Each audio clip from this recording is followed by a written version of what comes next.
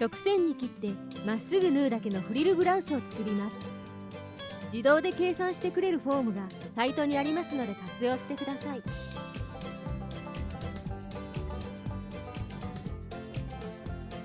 大きい長方形と横長の長方形を2枚ずつ切ります。全体が見えるよう3分の1サイズで作っています。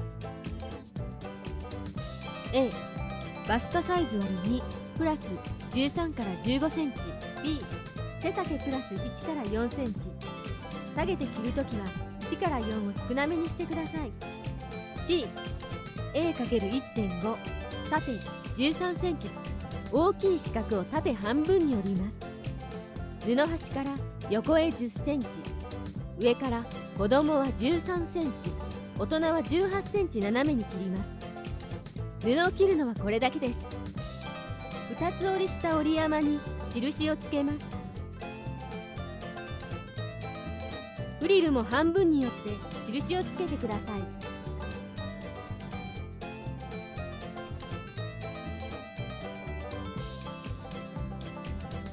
身ごろの裏の裾から4センチ、斜めのところを2センチ平行線を引きます。フリルの裏側の上から4センチ、下から2センチのところに補助線を引きます。布の端をほつれ止めします。押さえ金を交換します。日本製のミシンの場合、軸の後ろのボタンを押すと押さえ金が外れます。軸と押さえ金の横の位置を合わせます。軸を下ろして装着してください。ほつれ止めの模様を選んでください。ほつれ止め押さえには壁があるので、壁に布の端を当てて縫ってください。右端を縫うとき、針が布からはみ出るのが正解です。針がはみ出ることで端を包み込むのでほつれなくなります。いろいろあってどの押さえ金に変えればいいのかわからない場合、模様のそばに対応した押さえ金の記号が書いてあります。同じ記号のものに取り替えてください。身ごろの斜めと裾とフリルの上下を補助線に合わせて折ります。補助線を入れるだけでまっすぐ縫い代が折れるよ。縫う前の準備はこれだけね。簡単でしょ。作り方を説明するよ。初心者の方はラックテープという布用の熱接着の両面テープを使うときれいに作れるよ。アイロンの熱でくっつく両面テープです。待ち針を刺すところを減らせるのでずれにくく縫いやすくなるんですよ。胴体の下から 2.5 センチのところにテープを貼ります。両端は縫い代があるので 1.5 センチ開けておきます。線の上と下5ミリのところに5ミリのテープを貼ります。両端は縫い代があるので 1.5 センチ開けておきます。フリル2枚を表同士が内側になるように重ねてください。折り目を広げ1センチ幅で横を縫います。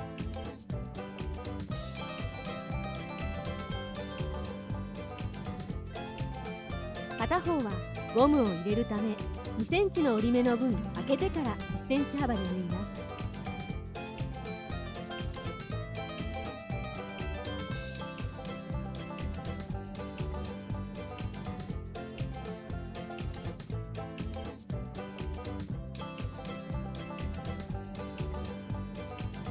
ゴム通しが引っかからないよう縫い代の端を縫って固定します。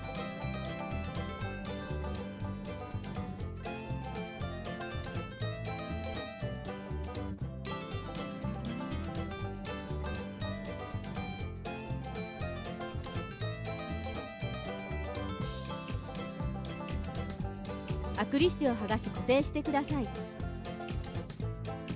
テープを使わないときは待ち針を刺してください。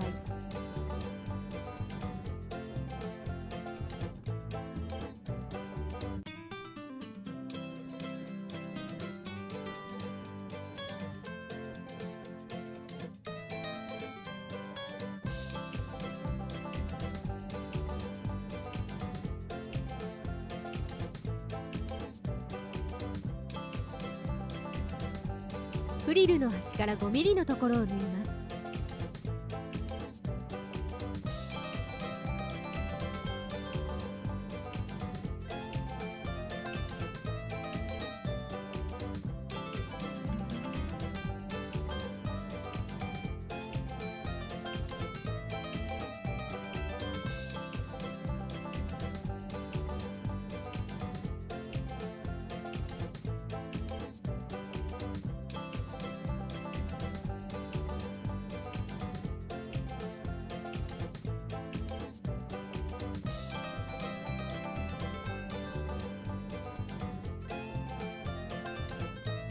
両肩の斜めのところを5ミリ幅で縫います。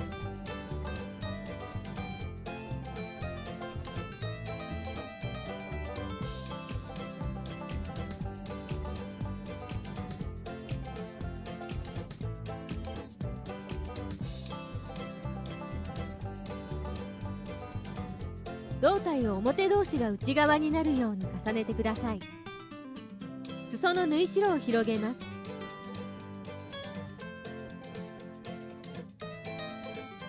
1センチ幅で脇を縫います。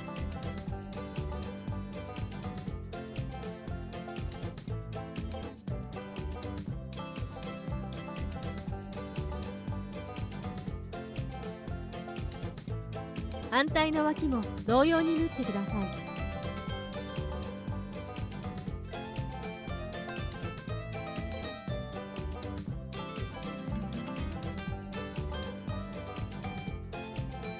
左右の縫い代を広げて裾を折ります。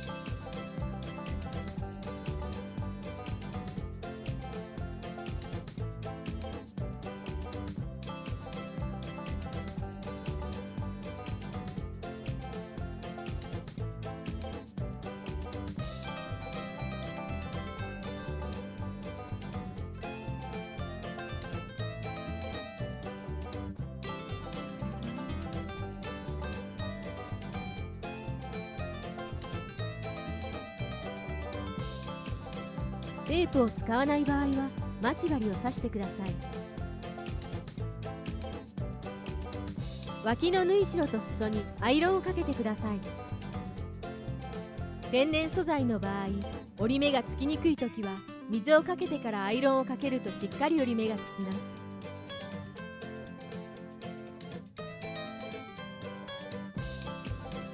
胴体を表にひっくり返します。端から 1.5 センチのところを縫ってください。フリルを表側にひっくり返します。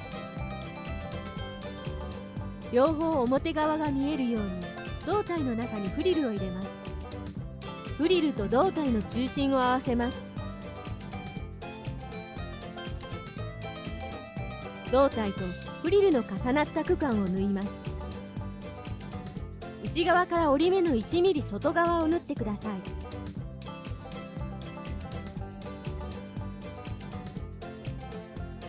折り目の上を縫うと糸の厚みできれいに折れなくなるので外側を縫うんです。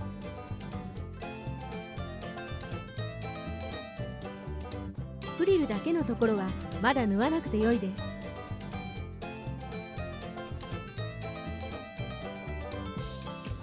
反対側も同様に縫ってください。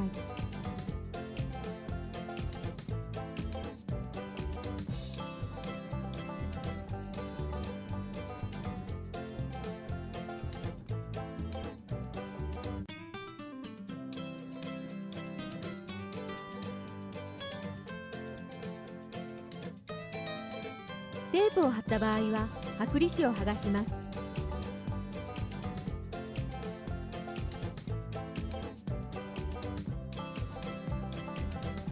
フリルを表側に折ってください。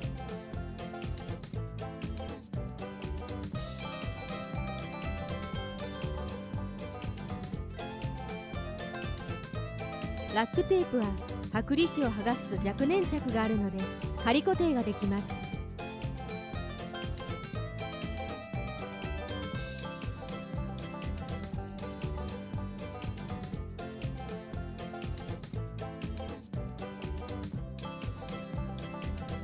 テープがない場合は待ち針を刺してください。1.5 センチのところを1周縫ってください。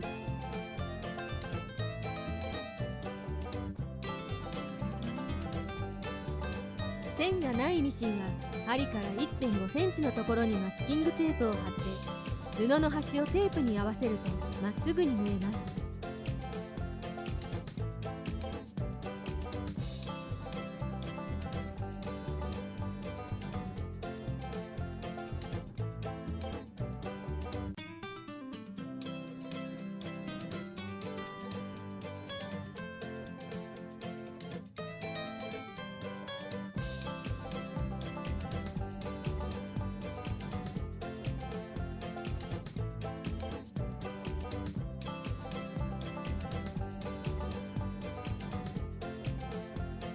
フリルの横からゴムを入れたら完成です。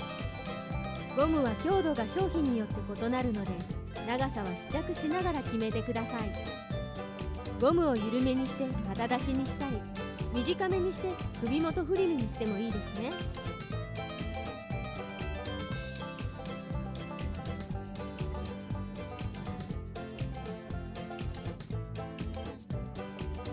この動画の内容は覚えなくていいんです。